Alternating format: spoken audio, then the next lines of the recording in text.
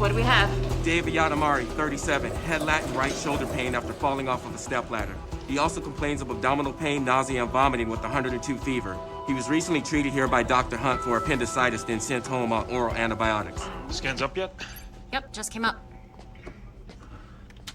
Dr. Hunt, I read that you initially diagnosed appendicitis, but these scans show pelvic free fluid and a pericolonic abscess. I think he might have right-sided diverticulitis. Yep, and it looks like it's perforated. Plus his x-rays show a broken collarbone. Okay, book an OR and I'll meet you up there. We need to get him up there right now. Really? We as in me? Yeah, it's your diagnosis. Good catch, son. You had to leave him open? Yes. Once we got in, his colon was a mess. So we had to bring up an ileostomy and place an epitheria for the swelling. His clavicle's non-displaced. Fracture should heal quite nicely. How soon? So he can work again? Maybe a month? So let's diaries him overnight and let's put him on the standby list for the OR in case we need to do a washout tomorrow. You did well today.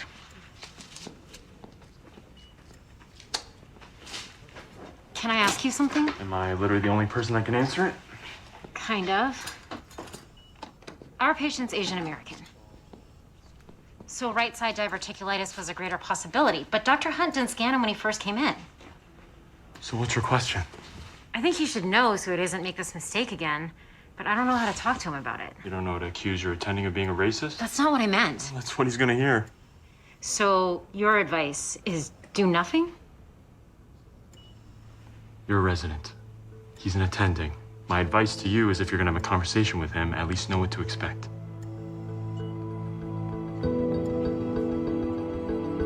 Can I see him one more time? Of course.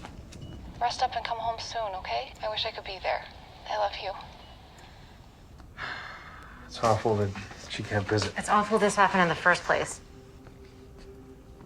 So you need to step out. Now.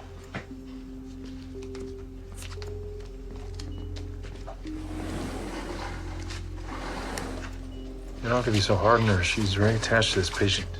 She's upset that a misdiagnosis cost this patient the next 4 weeks of his livelihood. Me too. Sometimes you have to weigh the risks and make a decision. Right-sided diverticulitis is extremely rare. But not as rare for Dave. It's 10 times more likely in patients of Asian descent than white patients, which you clearly didn't know or didn't take into consideration. But either way, it's on you, because all this could have been avoided with a simple scan.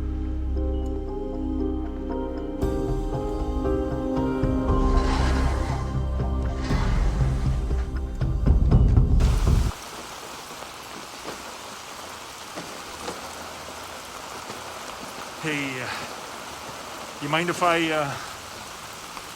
Okay, well, sit over there.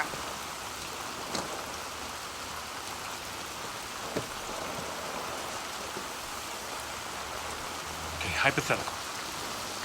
Asian American male presents with fever, high white blood cell count, and right lower quadrant pain. Oh, is this the restaurant guy? I caught him in the ER. Bailey, I see a dozen presentations like that a month. All appendicitis. But if I'm honest, in that moment, I didn't give him much thought. He was any patient. Any non-Asian patient. I defaulted to a standard of care. That's centered around white patients. I never want to make that mistake again. There is no excuse. You know, when you're dealing with a high patient count, you have to make judgment calls. You know, you have to ask, what is the most likely problem, right? So there's no excuses other than the excuses you just listed off? It's not what I meant. I just want to treat everyone equally. Equal. Doesn't work for everybody, Hunt. It's about equity.